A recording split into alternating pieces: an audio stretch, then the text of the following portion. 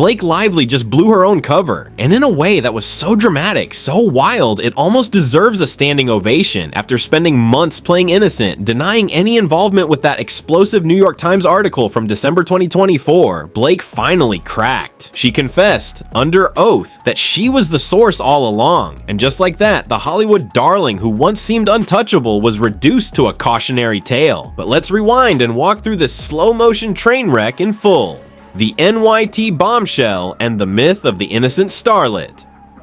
In December 2024, the New York Times published a detailed expose that framed Blake Lively as the ultimate victim of Hollywood's toxic underbelly. The article claimed she had suffered targeted mistreatment on the set of It Ends With Us, with Justin Baldoni and his team portrayed as the villains orchestrating her demise. It was a masterclass in image crafting, heartfelt, harrowing, and clearly designed to reinforce Blake's image as a brave woman speaking truth to power. But something always smelled off. Despite the article being built entirely around her experience, Blake denied ever talking to the press. She told fans, journalists, and even the court that the NYT journalists had figured it all out themselves. For months, she clung to that line like a lifeboat, but as it turns out, she wasn't afloat. She was in full Titanic mode, headed straight for the iceberg. June 2025, the day the facade crumbled. With courtroom eyes fixed on her and pressure mounting from an imminent legal bombshell courtesy of Justin Baldoni's attorney Brian Friedman, Blake finally broke. Her exact words,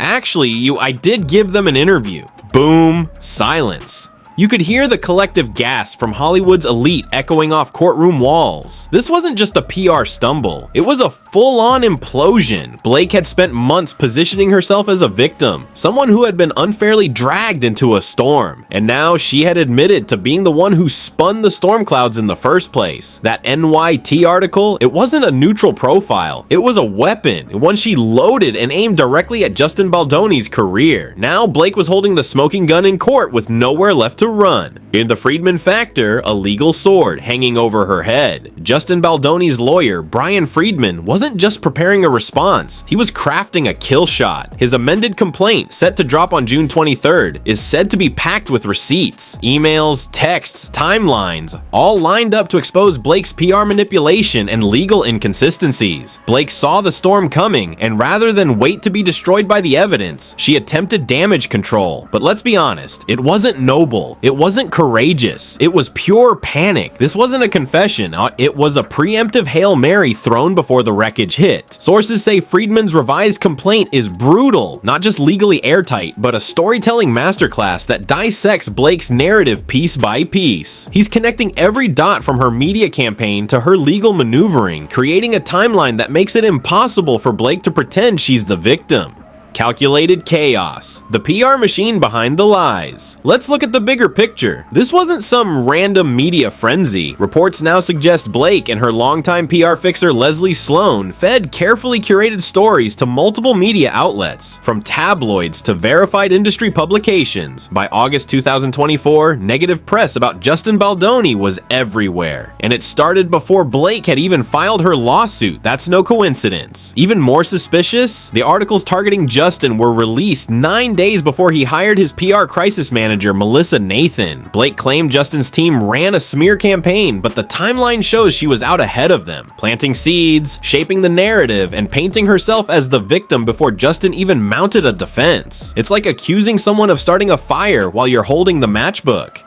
Courtroom chaos, misremembering reality? When pressed in court about her lies, Blake melted down. Witnesses described her as visibly shaken, voice quivering, as she tried to claim she misremembered giving an interview to the New York Times. Really, Blake? You don't just forget a full-blown scheduled interview with one of the most powerful publications on Earth. Even worse, her attempt to explain the timeline of events when she supposedly felt retaliated against didn't hold water. There were too many contradictions, too many convenient memory gaps, too many well-timed leaks that all pointed back to her camp.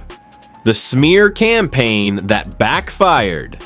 Let's be clear, sir, what Blake orchestrated wasn't a bad PR week, it was full-on reputation warfare. This included coordinated leaks to major outlets, carefully timed social media sympathy posts, subreddit manipulation, where neutral moderators were removed and discussions critical of Blake were deleted, media spin that conflated genuine victimhood with corporate brand building, one of the most egregious examples, her promotional campaign for It Ends With Us, a movie about domestic violence, where she simultaneously promoted her alcohol brand Betty Booze, classy, and yes, she actually had themed cocktails at her premiere party named after characters from the movie, including the abuser. That's not just tone deaf, that's appalling.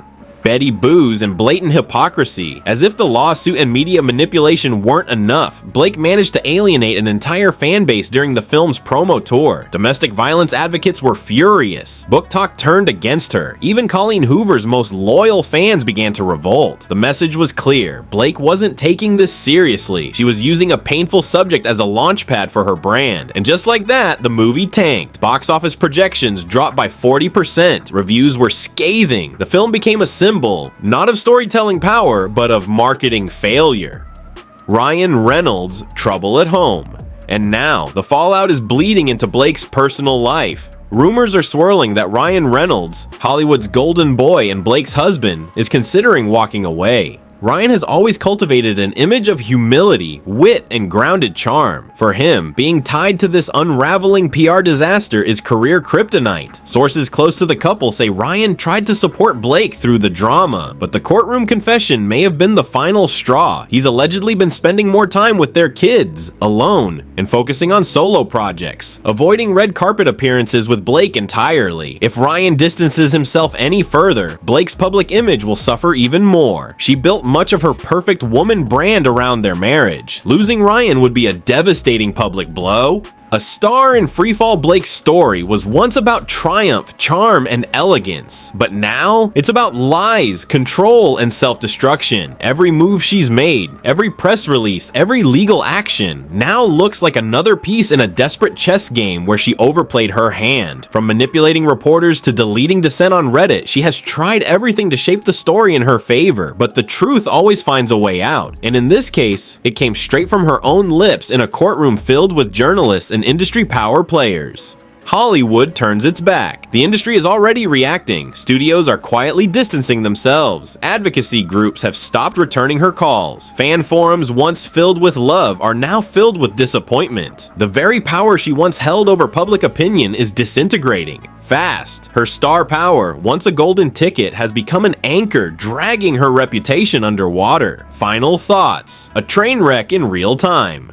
This isn't just a scandal, it's a complete brand implosion. Blake Lively is no longer the rom-com sweetheart or the high-fashion icon. She's now a case study in how not to handle a crisis. Her confession, and the mountain of evidence about to hit the courtroom, has exposed her worst instincts. The need to control, the inability to own up, and the belief that image can outlast integrity. Spoiler alert, it can't. And if Ryan Reynolds really does walk away, it'll be the final confirmation that Blake's fall from grace isn't just professional, or it's deeply personal. So stay tuned, because if there's one thing we've learned from this Hollywood disaster, it's that even the most perfectly polished facades can shatter in a heartbeat.